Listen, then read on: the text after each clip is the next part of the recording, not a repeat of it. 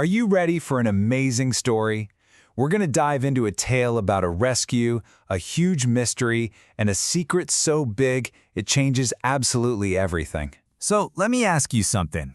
Imagine your best friend, the one you play with all the time. What if you found out they were secretly a superhero? Just keep that thought in your head, because that's what this story's all about. Okay, so our story starts with this person right here, Nanda. He's Krishna's dad, and he's the leader of his whole village. He was a really good guy, and on this one particular day, he was doing something very special, a kind of promise to God. And that special promise has a magic word. It's called Ekadashi. It's a really holy day where good people like Nanda spend the whole day just peacefully thinking about God and showing their love. So, after a whole day of this special observance, Nanda walked down to the beautiful Yamuna River. He was just going to take a quick bath to finish his promise. Everything seems fine, right? Well, he was about to make one tiny mistake. Oh no! See, he went into the river really late, and it was a super spooky, forbidden time of night.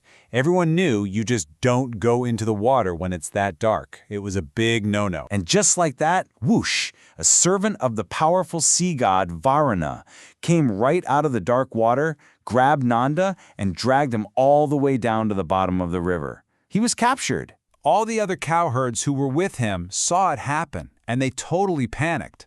They started screaming out for the only two people they knew could possibly help. They cried, "Oh Krishna, oh Rama!" And you know what? Krishna heard them. The moment he knew his dad was in trouble, he didn't even hesitate. He's known as the one who gives fearlessness, so he just rushed straight to the rescue. So Krishna dives deep, deep, deep into the river, and he swims right to the underwater palace of Varuna, the sea god who was responsible for taking his father. He was going to get him back. But here's a huge twist. Was Varuna angry that Krishna showed up? No way! He was actually super happy. The story says he felt Maha Utsavaha, which is like having a giant, joyful party inside your heart. He was so excited to see Krishna. And this just shows you the huge difference between the two of them, right? The servant was kind of foolish. He had no idea who he just captured.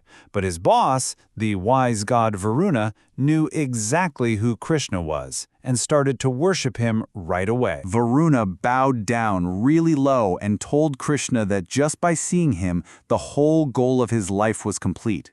He knew this wasn't just some ordinary boy from the village. And Varuna gave, the perfect four-step apology. He praised Krishna, said his servant was being silly, begged for forgiveness, and then he asked for Krishna's mercy. And that has its own magic word, anugraham. Varuna even called Krishna by another special magic word. He called him Pitravatsala.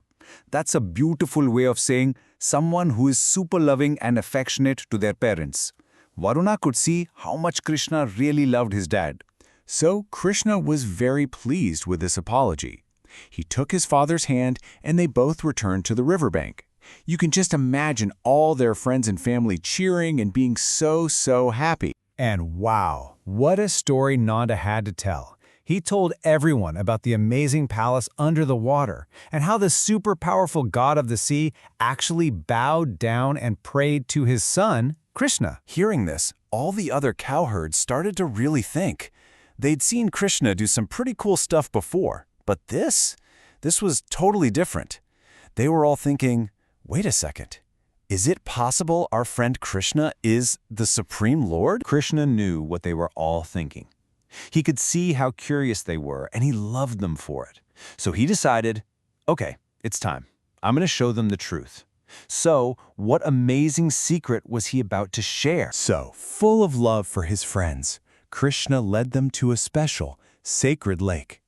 He told them all to step into the water, because he was about to show them something they would never, ever forget. And when they dipped under the water and came back up, they saw it. They saw Krishna's real home, a place that could never be broken, that was full of all knowledge, that was totally unlimited, always happy, and brighter than anything you can imagine. This place was called Vaikunta. The story calls it the absolute effulgence, which is a fancy way of saying it was made of pure, shining, endless light. The kind of light that really wise people, or sages, see when they meditate. And how do you think they felt seeing this? They were filled with our last magic word, Parama Ananda. This isn't just being happy. This is the biggest, best, most awesome joy you could possibly feel. In that beautiful, glowing world, they saw their friend Krishna, and he was being praised with heavenly music. And right then, in that moment, they knew the secret was true. Their friend, the boy they played with every day, was actually the Lord of the whole universe. And that leaves us with one last thing to think about. The cowherd's love for Krishna got even bigger after they knew his secret. So if you found out your best friend was a secret hero, how would that change how you look at them? Pretty cool to think about, right?